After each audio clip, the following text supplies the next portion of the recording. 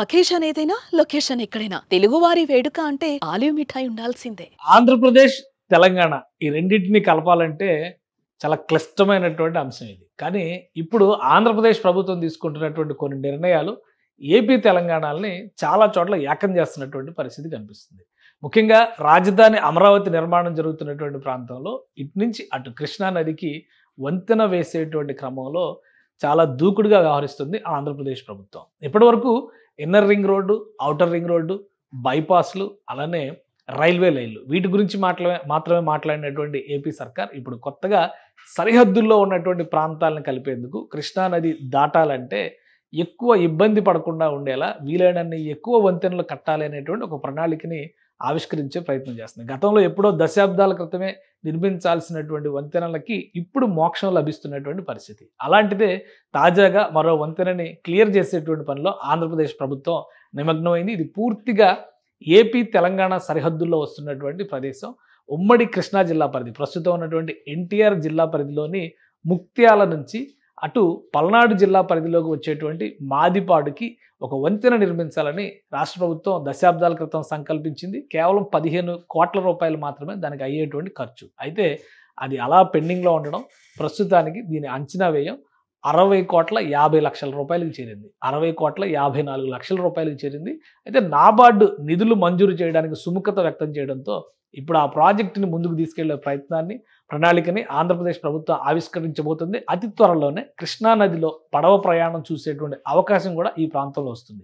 దాని ప్రత్యేకత ఏంటో ఒకసారి విశ్లేషించేటువంటి ప్రయత్నం చేద్దాం. గతంలో జరిగినటువంటి అనేక ప్రతిపాదనల్లో భాగంగా ఇది వాస్తవానికి సరిహద్దు ప్రాంతం, కృష్ణానదికి సంబంధించినటువంటి సరిహద్దు ప్రాంతం.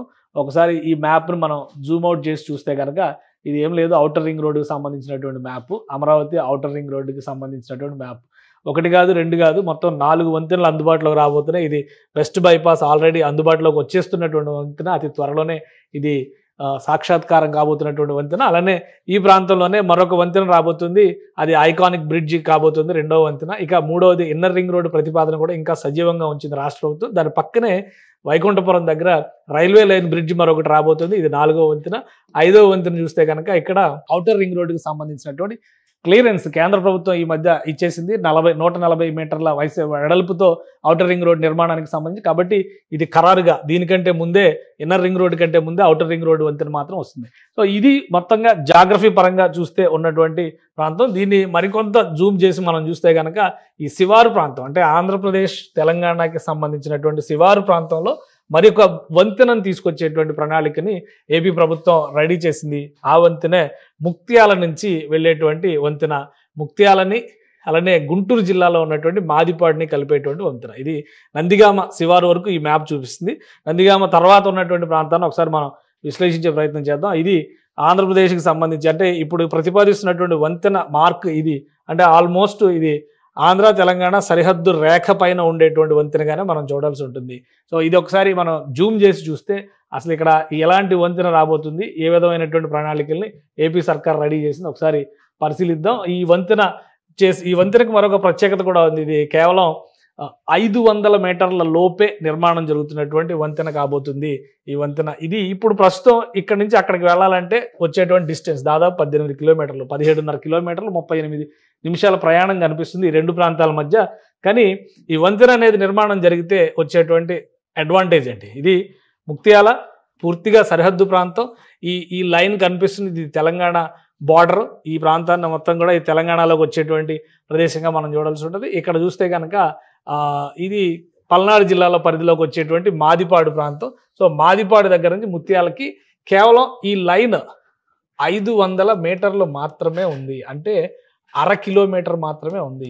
ఈ 1/2 కిలోమీటర్ వంతెన వేస్తే అటు కృష్ణా, గుంటూరు జిల్లాలు, అంటే ఉమ్మడి కృష్ణా, ఉమ్మడి గుంటూరు జిల్లాలో కలిసిపోయేటువంటి అవకాశం ఉన్న మార్గం అవుతుంది ఇది.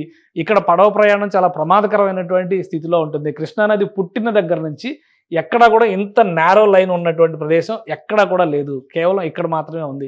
అందుకనే ఒక 20-30 ఏళ్ల క్రిందటే దీనికి సంబంధించినటువంటి బ్రిడ్జ్ ప్రతిపాదన, అంటే వంతెన ప్రతిపాదనలు జరిగినాయి.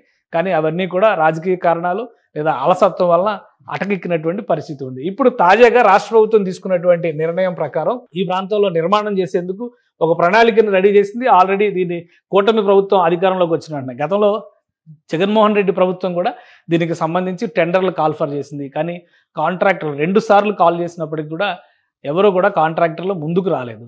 కూటమి ప్రభుత్వం అధికారంలోకి వచ్చిన వెంటనే ఆగస్టు సెప్టెంబర్లోనే టెండర్లు ఫ్లోట్ చేసింది.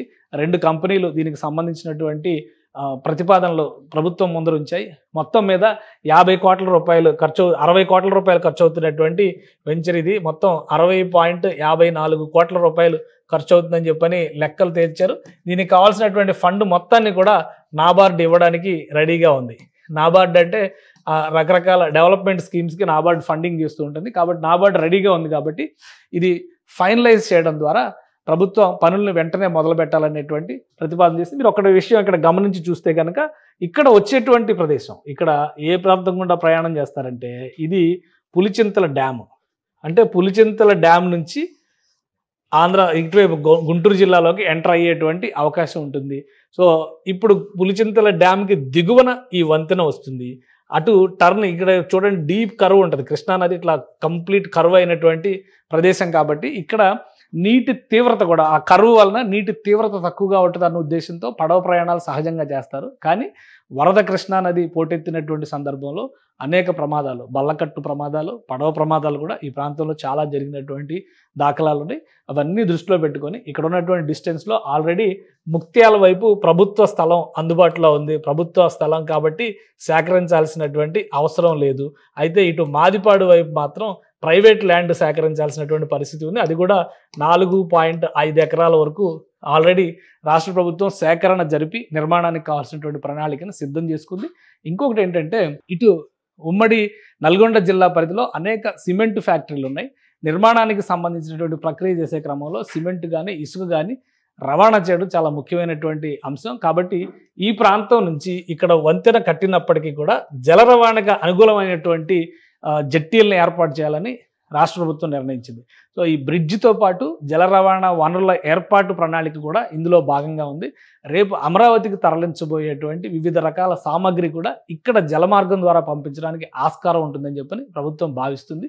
ఈ క్రమంలోనే ఇక్కడ నిర్మించబోయేటువంటి బ్రిడ్జ్ డిజైన్లో కూడా రవాణాకి అనుకూలమైనటువంటి మోడల్స్నే ఏర్పాటు చేయాలని చెప్పి డిసైడ్ చేశారు. ఆ డిజైన్లనే ఫైనల్ చేసేటువంటి అవకాశం ఉంది. దాదాపు 17 అడుగుల లోతు సిమెంట్ దిమ్మల లాంటి పిల్లర్లని లోపలికి పెట్టడం ద్వారా బలమైనటువంటి పునాదులు వేసి 12 ఫ్లాంక్లు ఏర్పాటు చేసేటువంటి అవకాశం ఉంది. అంటే 12 పిల్లర్స్ లాంటివి ఏర్పాటు చేసి వాటిపైన డక్ట్లు ఏర్పాటు చేస్తూ ఈ వంతెన నిర్మాణం జరుగుతుందని చెప్పని ప్రాథమికంగా వస్తున్నటువంటి సమాచారం. కాబట్టి చాలా చిన్న వంతెన ఇది. 500 మీటర్లు మాత్రమే పొడవు ఉండే, అంటే దాదాపు 1/2 కిలోమీటర్ మాత్రమే పొడవు ఉండేటువంటి వంతెన. ఇంకొకటి ఏంటంటే ఈ వంతెన పూర్తయితే హైదరాబాద్ నుంచి గుంటూరుకు వెళ్ళేటువంటి మార్గంలో కూడా దాదాపు 50 కిలోమీటర్ల వరకు డిస్టెన్స్ కలిసి వచ్చేటువంటి అవకాశం ఉంది. ఇప్పుడు మామూలుగా అయితే విజయవాడ వరకు వెళ్ళి టర్న్ అయ్యి గుంటూరుకు వెళ్ళేటువంటి పరిస్థితి ఉంటుంది. కానీ ఈ రూట్లోంచి వెళ్ళిపోయేటువంటి క్రమంలో గుంటూరుకు వెళ్తే కనుక దాదాపు 50 కిలోమీటర్ల డిస్టెన్స్ తగ్గేటువంటి అవకాశం ఉంటుందని చెప్పని అంచనా వేస్తున్నారు. సో ఈ అనేక ప్రయోజనాలతో ముడిపడి ఉన్నటువంటి వంతెన, చాలా చిన్న వంతెన, ఖర్చు విషయంలో కూడా చాలా తక్కువ ఖర్చుతో కూడినటువంటి వ్యవహారం. కాబట్టి ఇమీడియట్గా ఆంధ్రప్రదేశ్ ప్రభుత్వం దీనికి క్లియరెన్స్ ఇస్తున్నట్టుగా సమాచారం ఉంది. వైకుంఠపురం బ్రిడ్జ్ కంటే కూడా ముందర ఇది నిర్మాణం అవుతుంది. ఎందుకంటే వైకుంఠపురం బ్రిడ్జ్ని లాకులతో, బ్యారేజ్ని పూర్తిగా లాకులతో సహా అక్కడ కొంత నిల్వ సామర్థ్యం ఉండే విధంగా, నీటి నిల్వ సామర్థ్యం ఉండే విధంగా ప్రణాళికలను సిద్ధం చేస్తున్నారు.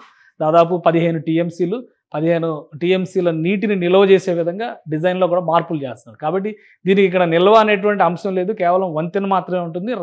జల రవాణాకి అనుకూలమైనటువంటి వంతెన డిజైన్ కాబట్టి ముందుగా ఈ వంతెన నిర్మాణం చేపట్టేటువంటి అవకాశం ఉంది. నాబార్డ్ దీనికి క్లియరెన్స్ ఇచ్చింది. నిధులు అందుబాటులో ఉన్నాయి కాబట్టి అతి త్వరలో దీనికి సంబంధించినటువంటి ప్రాసెస్ను పూర్తి చేసి కాంట్రాక్టర్లకు పనులు అప్పగించేటువంటి అవకాశాలు కనిపిస్తున్నాయి. సుమన్ టీవీలో మీ పర్సనల్ అండ్ బిజినెస్ ప్రమోషన్స్ కోసం కింది నెంబర్కి కాంటాక్ట్ చేయండి.